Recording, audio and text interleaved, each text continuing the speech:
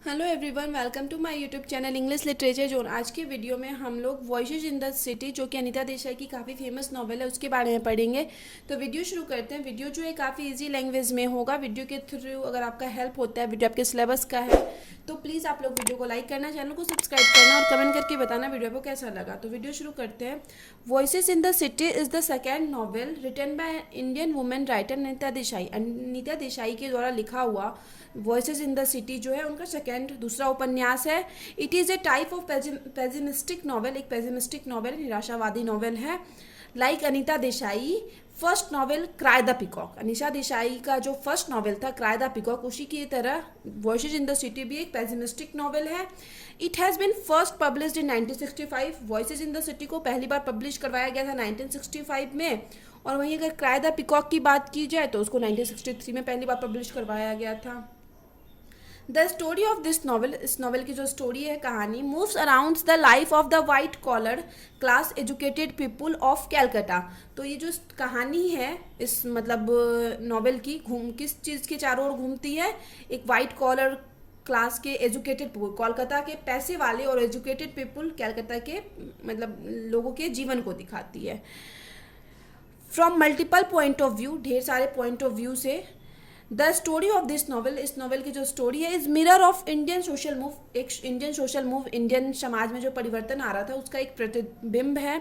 It is a story of bohemian brother and his two sister, और उनकी दो sister की ये कहानी है। Caught in the cross currents of changing social values, जो कि एक बदलते समाज के मूल्यों, बदलते समाज के मूल्यों में क्या होते हैं ना, एक प्रतिरूप के रूप में देखे जाते हैं। ठीक है कि एक क्या कहते हैं, एग्जाम्पल के रूप में देखा जाता है कि कैसे बदलते समाज में ये लोग खुद को एडजस्ट करते हैं। ये कौन? बोहेमियन ब्रदर और दो सिस्टर।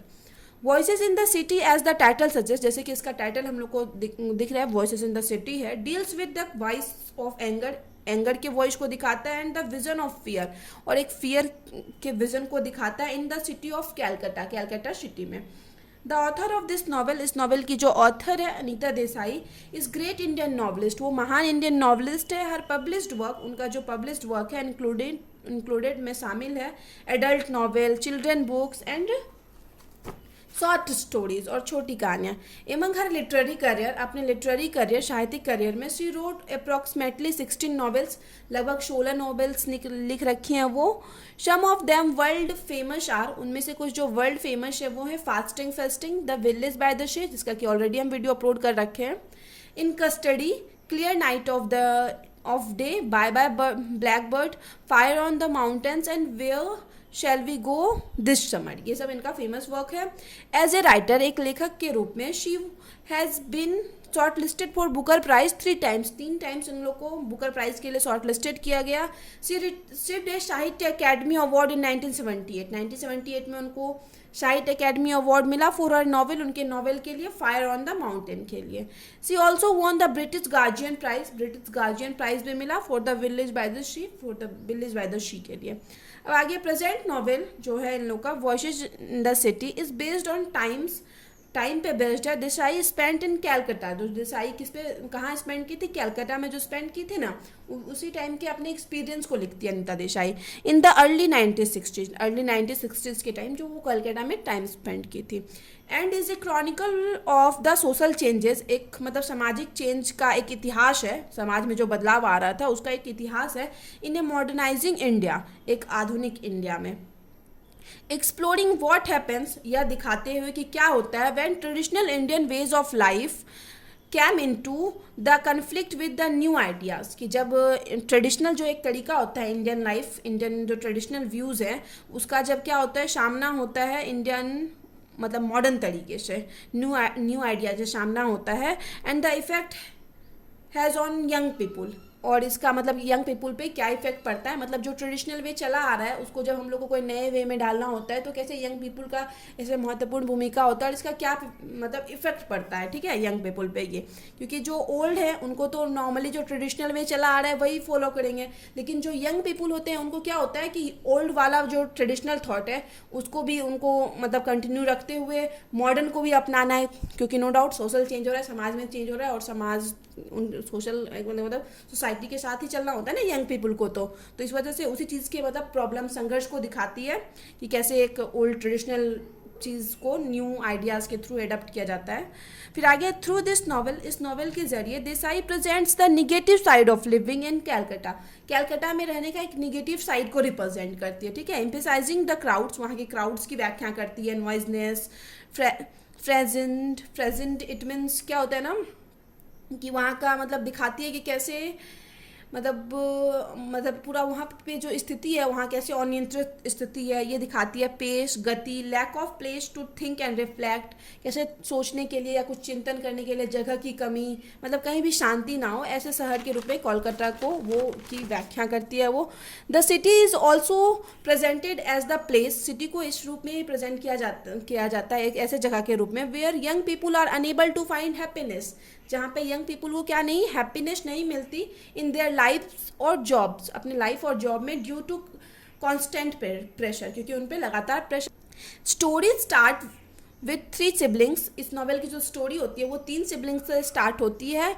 आर मोनिशा, निरोडे एंड अमला, ठीक है। 3 भाई बहन की कहानी है मेनली। वैसे तो ये लोग 4 भाई बहन रहते हैं, एक अरुण भी इनका सबसे बड़ा भाई है, लेकिन ये क्या होता है ना नॉवेल की शुरू में ही बाहर चला जाता है और फिर इसकी स्टोरी आगे नॉवेल में कंटिन्यू नहीं रहती है। तो मेनली ये 3 भाई बहन की स्टोरी कंटिन्यू है, लेकिन ये मेन रूप से 4 भाई बहन थे, बट कहानी हमको बस इन तीनों की पढ़नी है। मोनिशा द ओल्डेस्ट इज, अब मोनिशा जो सबसे बड़ी है इज न्यूरोटिक, एक न्यूरोटिक है, इट मीन्स मेंटली थोड़ी डिस्टर्ब रहती है, सेंसिटिव है and prone to overthinking situation, और किसी भी सिचुएशन में ओवर थिंक करने की, कुछ ज़्यादा सोचने का उसको एक आदत सा है, प्रवृत्ति है उसकी।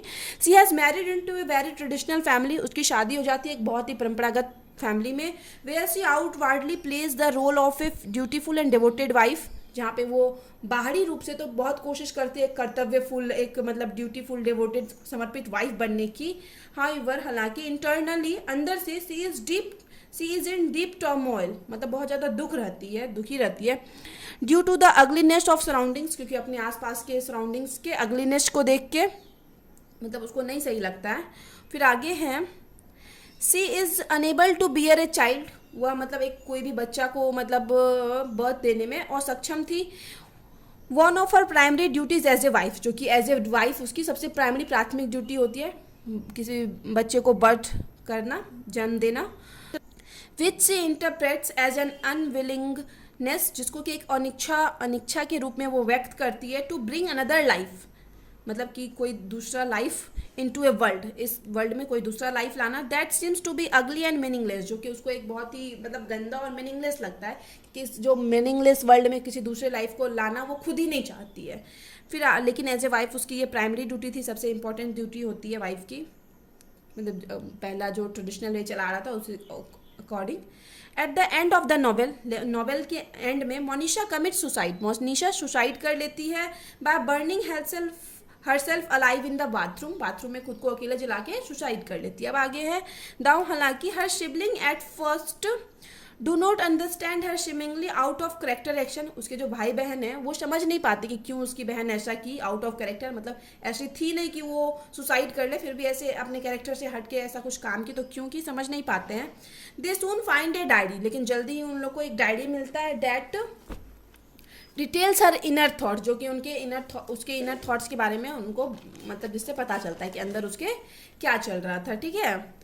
मतलब ये मोनिशा की ही डायरी रहती है जो उनको मिलता है, तो इस वजह से उनको पता चलता है। आगे मोनिशाज यंगर ब्रदर, मोनिशा का जो छोटा भाई है, also has trouble adjusting to life in Calcutta, उसको भी मतलब प्रॉब्लम आती है कैलकाटा में लाइफ मतलब खुद को एडजस्ट करने में। At the beginning of the novel के शुरू में he has a good job eight A newspaper company में उसको एक अच्छा जॉब रहता है, विच ही सून क्विट्स, लेकिन जल्दी ही इस चीज़ को वो छोड़ देता है, because he can not find meaning or a mode for self expression in the work, क्योंकि उस वर्क में उसको मतलब कुछ सेल्फ एक्सप्रेशन का वैसा फीलिंग नहीं आ रहा था या फिर कोई अर्थ नहीं मिल रहा था कि जो काम कर रहे हैं उस काम में, तो उस वजह से उस काम को न्यूज़पेपर कंपनी वाले काम को छोड़ देता है।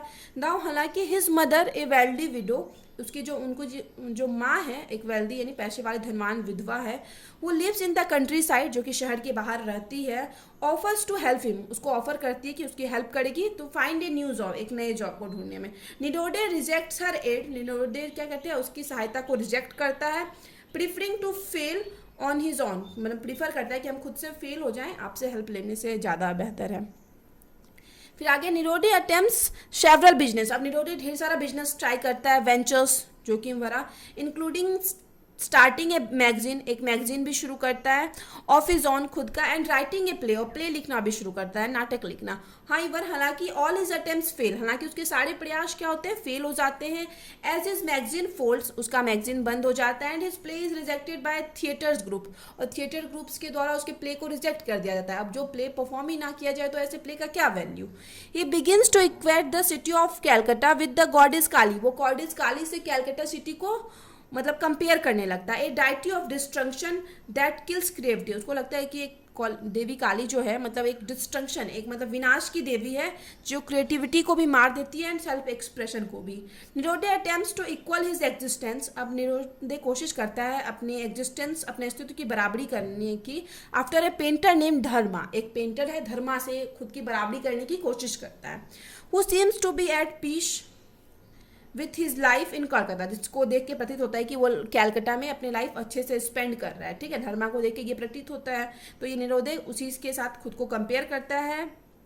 दाव हालांकि धर्मा इज ए मिस्टीरियस फिगर, धर्मा एक मिस्टीरियस फिगर होता है, एक रहस्यमयी फिगर होता है। And Nirode is ultimately not unable to understand his motivation, और निरोधे भी कभी कभी उसको समझ नहीं पाता है। ए विजिट फ्रॉम हिज मदर, और एक बार जब वो अपनी माँ के पास जाता है, फाइनली रिजॉल्व हिज कन्फ्लिक्ट, तो तभी उसका कन्फ्लिक्ट यानी जो भी उसके अंदर मतलब संघर्ष चल रहा था, मतलब क्या करना है, उथल पुथल चल रहा था, तभी उसका मतलब ये सब कुछ सॉल्व होता है। व्हेन निरोधे हैज़ ए ड्रीम, जब निरोधे को एक ड्रीम आता है ऑफ हिज मदर, उसकी माँ का, एज काली, एक काली के रूप में, and recalls that the goddess with destructive power, की एक ऐसी गॉडेस के रूप में काली को फिर वहाँ मतलब ड्रीम में देखता है कि डिस्ट्रक्टिव पावर तो है ही विनाश करने का, also has the power to preserve, लेकिन उनके पास प्रिजर्व बचाने का भी पावर है, वॉट इज इम्पॉर्टेंट, जो कि इम्पॉर्टेंट है। इट मीन्स वो विनाश तो करती है लेकिन रचना का भी पावर उन्हीं के पास है, देवी काली के पास ही है।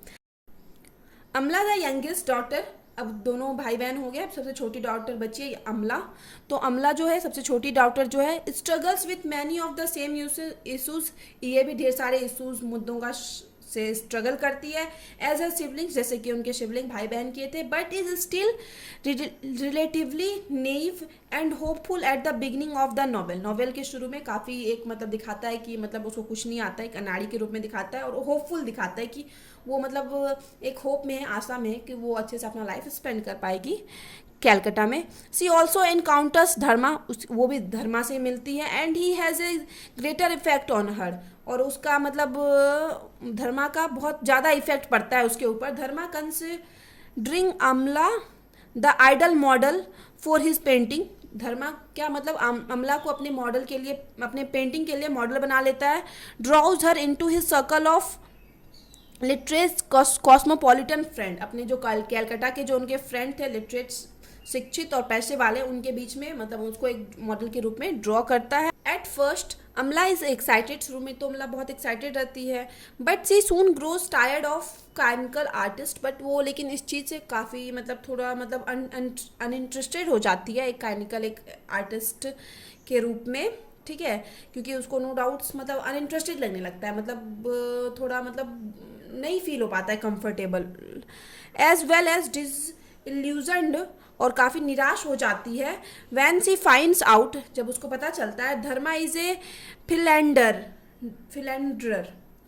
यानी इट मीन्स वो क्या है ना, मतलब एक तरह से मतलब थोड़ा मतलब कैरेक्टर से सही नहीं है। Who treats his daughter poorly, जो कि अपने मतलब डॉटर के साथ, बेटी के साथ भी बुरा व्यवहार करता है। इट मीन्स उसको लगने लगता है कि धर्मा जो है वो सही इंसान नहीं है, और उसके साथ उसको यहाँ पे अच्छा फील नहीं होता है। वो शुरू में तो दिखावे के लिए मतलब खुश रहती है, बट जब उसको रियलिटी पता चलता है धर्मा का, तो वो थोड़ा मतलब अनइंटरेस्टेड हो जाती है उस चीज़ में, उस जॉब में। हाउएवर हालांकि the experience also gives her a new perspective, उसको एक मतलब ये जो एक्सपीरियंस है जो यहाँ पे मॉडल के रूप में काम की, उसको एक नया पर्सपेक्टिव दे देता है, उद्देश्य दे देता है ऑन हर लाइफ, उसके लाइफ में, allowing her to come to term with dull job and boredom living in Calcutta. अब वो मतलब खुद मतलब एडजस्ट कर लेती है एक बोर्डम मतलब एक बोरिंग जॉब के साथ, एक मतलब अनइंटरेस्टेड जॉब के साथ कैलकाटा में खुद को रहना। The death of her sister, उसकी जब सिस्टर का डेथ होता है, serves as a secondary shock, उसको एक मतलब दूसरा शॉक लगता है, that further motivates her to make changes in her attitude, जो कि मतलब इस चीज़ के लिए उसको मोटिवेट करता है कि वो अपने एटीट्यूड में चेंज करे, बिहेवियर में। दाउ हालांकि her boring job at an advertising agency does not satisfy her, मतलब उसके बाद जो वो एडवर्टाइजिंग एजेंसी में काम करती है तो उससे भी वो सेटिस्फाई नहीं होती। She find something that does making illustration for a translation of the Panchratna, उसको एक बार अब क्या मिलता है, इलस्ट्रेशन बनाने का काम मिलता है पंचरत्न के लिए, ठीक है, पंचरत्न जो काफ़ी फेमस बुक है उसके लिए पेंटिंग्स बनाने का काम मिलता है। This piece of ancient Indian political philosophy, मतलब यह जो प्राचीन भारतीय राजनीतिक फिलोसफी यानी दर्शन का अंश है appeals to her because she finds its message meaningful, मतलब यह उसको आकर्षित लगता है क्योंकि इसका जो मैसेज है ना, कि इसको लगता है जो पंचरत्न के थ्रू जो मैसेज दिया जा रहा है वो काफ़ी मीनिंगफुल है, काफ़ी मतलब मीनिंग है इसमें, इट मीन्स इसका काफ़ी अच्छा अर्थ निकलता है, सार्थक है। And it's way of being conveyed, और इसका जो तरीका है एक तरह से मतलब पंचरत्न को व्याख्या करने का, थ्रू फैबल्स एंड एनिमेट्स, मतलब दंत कथाओं और एनिमेट के माध्यम से, मतलब पिक्चर के माध्यम से, to be interesting and creative, और इस तरीकों को, यह तरीका जो है उसको काफ़ी रोचक लगता है, पेंटिंग के माध्यम से पेंटिंग बनाने का काम जो मिलता है उसको पंचरत्न, एनिमेट्स बनाने का, फेबल्स बनाने का, तो वो ये इसको इंटरेस्टिंग लगता है, ठीक है, क्योंकि इसके पीछे का जो मीनिंग मतलब अच्छा रहता है काफ़ी। दस इस प्रकार, तो यहाँ पे इसको कोलकाता में यहाँ पे एक वर्क मिल गया और ये काफ़ी खुश है उस काम के साथ, तो यहाँ पे एडजस्ट कर लेती है। तो दस इस प्रकार थ्रू दिस नॉवेल, इस नॉवेल के जरिए explores the way people try to find meaning in their lives. Through this novel, इस नॉवेल के जरिए जो है नॉवलिस्ट जो है हम लोग की उपन्यासकार है अनीता देसाई, आप नाम भी लिख, नॉवलिस्ट जो है हम लोग की उपन्यासकार, वो मतलब एक्सप्लोर व्याख्या करती है the way people try to find meaning in their life, की लाइफ कैसे लोग अपने जीवन में मीनिंग खोजने की कोशिश करते हैं। समटाइम्स कभी कभी हर कैरेक्टर सक्सीड, कभी कभी तो वो मतलब सक्सेस हो जाते हैं, सफल हो जाते हैं, एज अमला की तरह, कैसे अमला को जो जैसा वर्क चाहिए था उसके इंटरेस्ट का वर्क मिल जाता है, तो कभी कभी वो सक्सेसफुल हो जाते हैं अमला डर, जैसे कि अमला हुई। एंड समटाइम्स, और कभी कभी दे फेल, और वो असफल हो जाते हैं, लाइक मोनिशा वही क्या कि सर्वाइव नहीं कर पाई, क्या कर ली, सुसाइड कर ली, तो इस तरह से वो वहाँ पे असफल हो जाती है। सो इस प्रकार जो है, इसलिए वॉइसेस इन द सिटी जो है इज ए ब्रिलियंट नॉवेल, एक बहुत अच्छी नॉवेल है, full of light and darkness, जो कि भरी पड़ी है पूरी, मतलब लाइट को भी दिखाया गया है, डार्कनेस को भी, लाइफ एंड डेथ दोनों को डिस्क्राइब किया गया है, ठीक है। तो यहाँ पे वीडियो खत्म होता है। वीडियो अगर आपको अच्छा लगा, आपके लिए हेल्पफुल है, तो प्लीज़ वीडियो को लाइक करना, चैनल को सब्सक्राइब करना और कमेंट करके बताना वीडियो आपको कैसा लगा। मिलते हैं नेक्स्ट वीडियो में नेक्स्ट टॉपिक के साथ।